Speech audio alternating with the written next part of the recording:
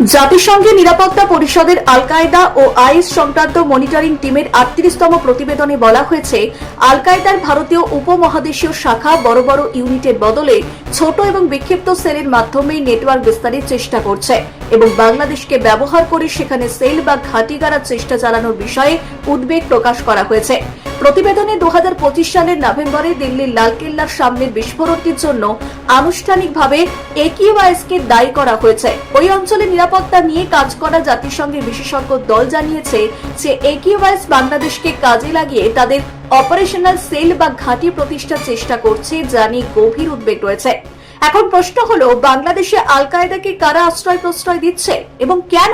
উপরের দিকে বিএনপির মধ্যে কিছু যারা ৭১ সনে যাদের পূর্বপুরুষেরা স্বাধীনতা বিরোধী ছিল, তাদের মধ্যে একটা দুর্বলতা আছে জামাতের প্রতি।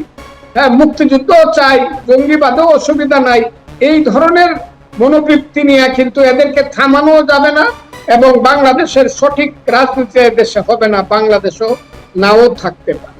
বাংলাদেশে পাকিস্তানের চেয়ে জঙ্গি অনেক বেশি। পাকিস্তানের একটা পার্লামেন্ট সিট জামাত পায় কিনা জানি না, কিন্তু বাংলাদেশের ৭০টা সিট তারা পেয়ে ফেলে, কাজে তাদের আস্ফালন পাকিস্তানের চেয়ে বেশি। এই সরকার যদি গণভোটের গণরায় বাস্তবায়ন না করে, আমরা এই সরকারকে ক্ষমতায় থাকতে দেব না।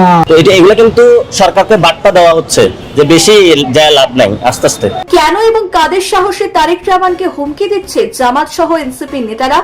২০০ বেশি আসন পেয়ে জিতে আসা দলের প্রধানমন্ত্রীকে হাসিনার মতো দেশ ছাড়া করার সাহসী বক্তব্য দেওয়ার পিছনে কারা সাহস যোগাচ্ছে? এরা কারা?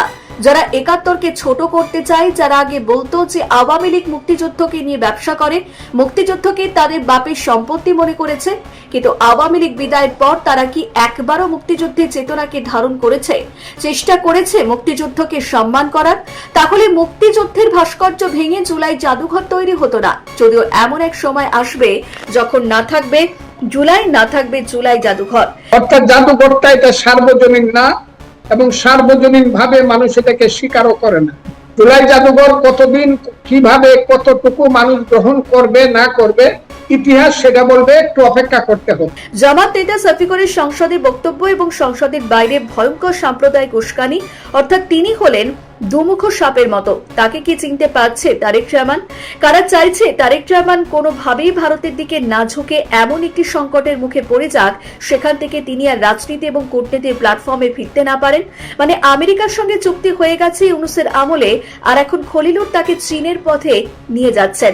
কারণ হলো, ভারত এবং আমেরিকা একসঙ্গে তারেক রহমানের ওপর যেন ক্ষুব্ধ হয়। এর ফলে কি হবে?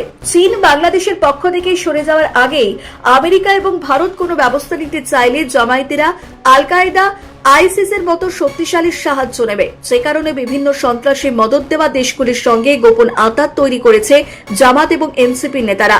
এই পরিস্থিতিতে বাংলাদেশের মুক্তিযুদ্ধের পক্ষের মানুষেরা যদি নিজেদের মধ্যে বিএনপি এবং আওয়ামী লীগ বিভেদ ভুলে দেশকে রক্ষা করার জন্য সন্ত্রাসী শক্তিগুলির বিরুদ্ধে রুখে না দাঁড়ায়, তবে অচিরেই বাংলাদেশ বলে আর কিছুই থাকবে না। জামাত এবং এনসিপির সঙ্গে কারা এবং কেন ২৪-এর অভ্যুত্থানকে ৭১-এর প্রতিশোধ বলছে, আর তারেক রহমানকে কোনো না কোনো ভাবে সরিয়ে দিয়ে কারা ক্ষমতায় আসতে চাইছে, সেটি যত দ্রুত দেশের মানুষ বুঝবে, ততই মঙ্গল বাংলাদেশের জন্য। রাজনীতি থাকুক রাজনীতির জায়গায়, কিন্তু দেশকে যারা ধ্বংস করতে চায় তাদের যদি আশ্রয় প্রশ্রয় দেওয়া হয়, তবে দেশ বলেই আর কিছু থাকবে না। বিএনপি যদি মুক্তিযুদ্ধের চেতনাকে ধারণ না করে, তবে জামাতে সন্ত্রাসীতে বাংলাদেশকে খেয়ে ফেলবে। ব্যুরো রিপোর্ট, নিউজ বর্তমান। আমাদের নতুন পেজ সাবস্ক্রাইব করুন আরও বাংলাদেশের খবর পেতে।